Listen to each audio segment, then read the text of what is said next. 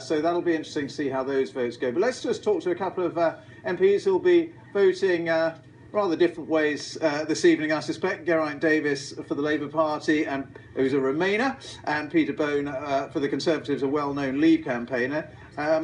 First of all, Geraint, you are going to rebel against Jeremy Corbyn's three-line whip, which says you should support this bill to empower Theresa May to begin the negotiation process for Brexit. Why will you vote against the bill?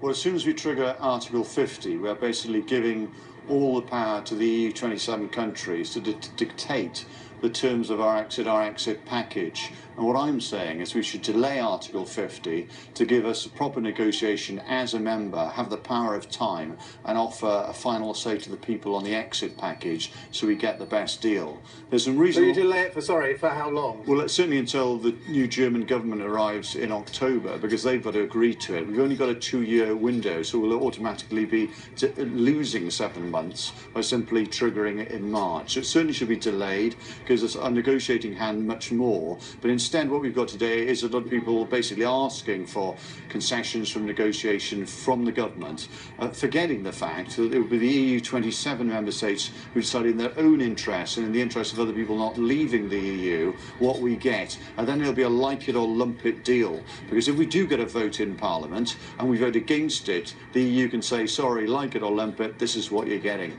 Peter Bone, should we delay? No, just the reverse. I mean, Mrs May has delayed on purpose because she wanted to get the team in place and get everything right for coming out to the EU. So there has been the delay. And, of course, many people, when I talk to on the doorstep, say, why haven't you actually triggered Article 50? That's what the vote in the 23rd of June was about. So I think Mrs May's approach was exactly right. Now's the time to get it through Parliament, and hopefully early next month she can fire Article 50, send the letter across, and then we will never have any chance of being in the EU. It's final, done, dusted. And that's your point. And quite right, on principle, Geraint is going to vote against that because he doesn't believe in it. But it is a crucial, I mean, it is historic, because when it clears the parliamentary hurdle and the letter's delivered, we are coming out.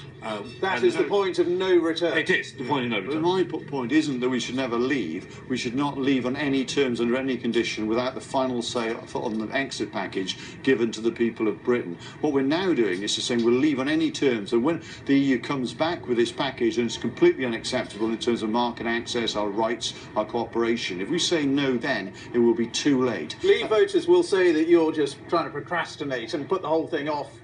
No, I accept that people have voted in good faith to leave the EU, and they thought they'd get more money and market access and all the rest. But in fact, they'll get less money, they won't get market access, and they won't be happy. That's why they should have the final say on the exit package, because if it doesn't reasonably represent what they voted for in the first place, we shouldn't leave. You're rerunning the referendum campaign. All those issues were discussed. The people took all those into account and decided the way they did. Well, that's your view. But that would, and people made that. 350 million was a lie. No, you can make this was discussed and debated at great length. The biggest democratic operation we've had in this country since I was born, and the people decided quite clearly to come out. And all the debate and all the fury in there is very simply wrong. So the people have decided we need to trigger Article 50, we need to come out of the European Union.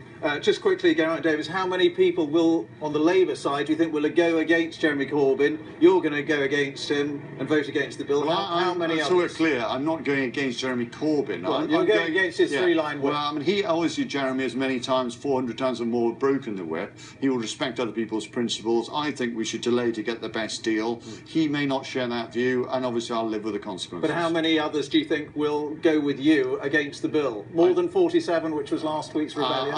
I guess so. There's a few people now listening to the debate, realising that there's a bit of a sham going on. As soon as we trigger, we can't control events. And Peter Bone, do you think the government will get this through comfortably tonight? Oh yeah, on third reading by a big majority. I completely respect MPs who take a different view on it, but Parliament will speak. We will see. If there is a big vote for coming out, triggering Article 50, I think that's something the Lords will listen to, and I think within a few weeks the whole process will. You don't think the Lords will block it in any way? I don't think they will, because unelected chamber blocking what Parliament wants in the Commons and what the British people have voted for seems most unlikely. Geraint Davies, would you like to see the Lords block it? Well, I think we've had only 3 days to look at this when we had sort of 3 times as much for Maastricht and Lisbon, other important treaties. This is a massively important issue. I think the Lords need to give it due consideration and think about giving people a final say on the exit package in the knowledge they voted in principle to leave.